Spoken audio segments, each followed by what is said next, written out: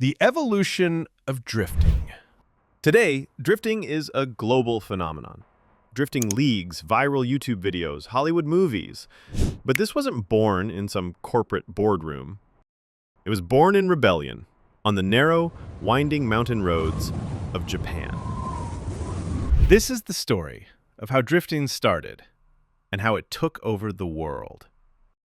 To understand drifting, you have to go back to 1970s and 80s Japan, a time when car culture was exploding and the streets were a racetrack. This was the world of toge racing, illegal late-night races on narrow mountain passes. Drivers would push their cars to the edge, sliding around hairpin turns, balancing throttle in chaos. Why? Because on a toge, top speed didn't matter. Control did. It was dangerous, it was illegal, and it was exciting.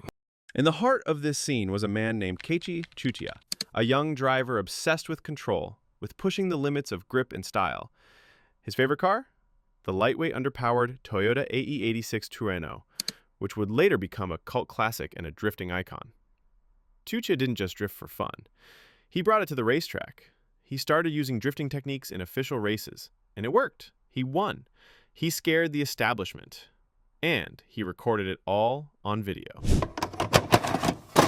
In 1987, he released a VHS tape called Plus P. It showed illegal street drifting in full cinematic glory. It went viral in the only way things could in the 80s. It was copied, passed around, and watched in underground car meetups across Japan. The tape featured Tsuchiya drifting his AE86 through mountain passes at night, filmed with dramatic angles and raw engine sound. It wasn't a race, it was a performance, focused entirely on car control and style. No narration, no flashy editing, just pure, unfiltered toge action. For many, it was their first glimpse at drifting as an intentional driving technique, and it became an underground blueprint for what drifting could be. By the late 90s, drifting was no longer just an underground thing. The top drifters were well known throughout Japan. There was money to be made. In 2000, Japan launched the D1 Grand Prix, the first official drifting championship. It wasn't just about speed. It was about style, angle, proximity. You weren't just racing, you were performing. The crowd didn't want to see traditional racing. They wanted to see something new. They wanted to witness the best drifters in Japan display their precision and craftsmanship. It was no longer about going against the system. Drifting became a real sport.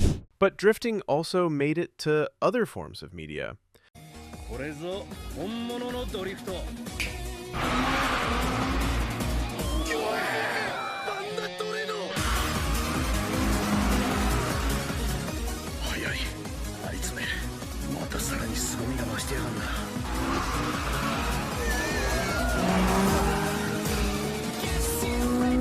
In 1998, Initial D hit Japanese TV screens. A teenage tofu delivery driver named Takumi, a mountain road, and a humble AE86.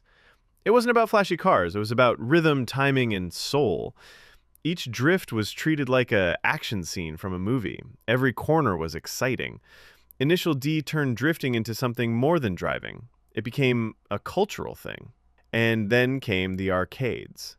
Initial D Arcade Stage let fans experience the same mountain roads they watched on screen. Now you weren't just watching anymore. You could become Takumi.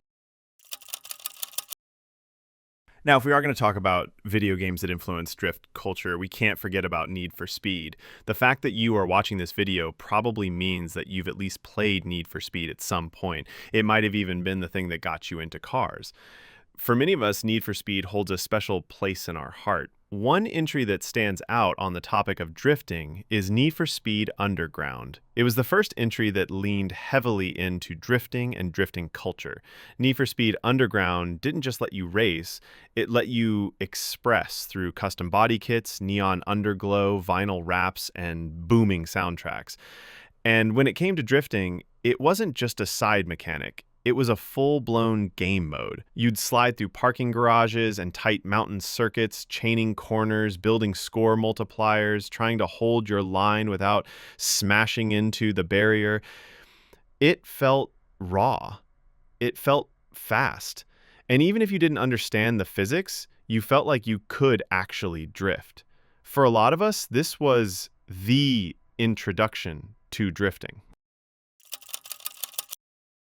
If there was one moment that catapulted drifting into the global mainstream, it was the Fast and the Furious Tokyo Drift.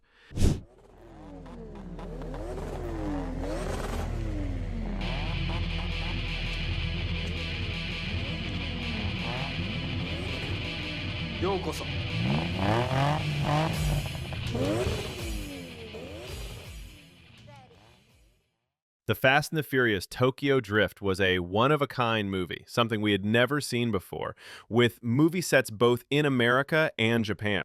Released in 2006, this was the third film in the franchise, but the first one that ditched muscle cars and quarter-mile races in favor of toge battles, parking garage slides, and the neon-soaked streets of Tokyo. It was unique. The story followed Sean Boswell, an American teen sent to Tokyo after getting into one too many street races back home.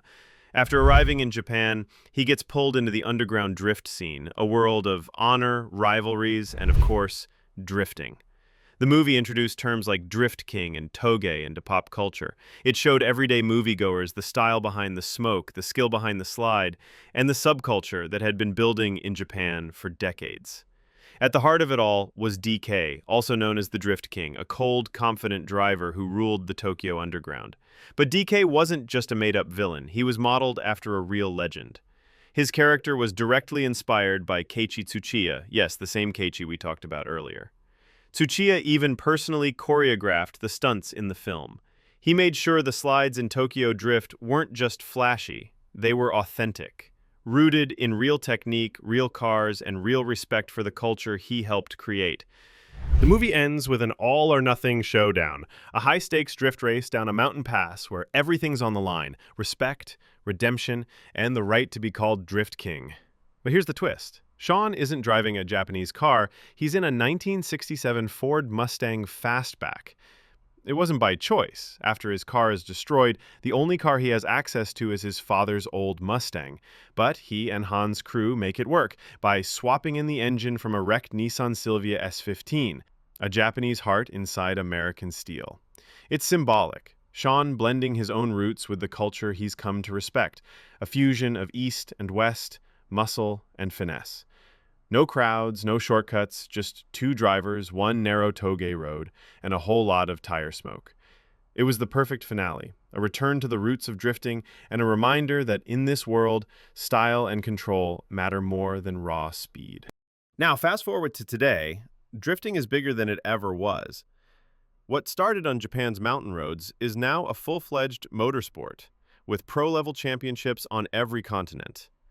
Formula Drift packs stadiums across the US. Drift Masters European Championship draws massive crowds in Poland and Sweden, and countries like Brazil, Thailand, and South Africa have built vibrant scenes of their own. You've got multi-million-dollar cars engineered for angle, smoke, and spectacle, and drivers with sponsorships, team radios, and pit crews, but somehow it's still raw. Of course, drifting didn't just evolve on the track, it exploded online. Platforms like YouTube, Instagram, and TikTok turned drift clips into something viral. You don't just build a drift car, you brand it. You make it look cool, whether it's sliding or it's parked. Stance, wrap, camber, LED underglow. A car that drifts well is cool, but a car that looks like it should drift, that's culture. And you don't even need a real car to get sideways anymore. Sim drifting has exploded. Need for Speed, CarX drift racing, and even Forza Horizon have built entire communities around virtual sliding. Games like Assetto Corsa have been revived through the modding community, with servers like No Hezi, a virtual revival of Tokyo's underground expressway racing scene, where realism, style, and drifting all collide. What's interesting is that drifting isn't just about winning anymore. Sure, there are points and judges and podiums, but more than anything, drifting today is about expression. It's about how much angle you can throw down without spinning out, how close you can get to your opponent without colliding. It's part motorsport, part art form, but mostly it's culture, just like it was in the beginning. The cars have changed, the cameras have changed, but the core of drifting, it's still the same. Control, style, and community. From illegal mountain roads to global stadiums, from grainy VHS tapes to 4K YouTube clips, drifting never stopped evolving.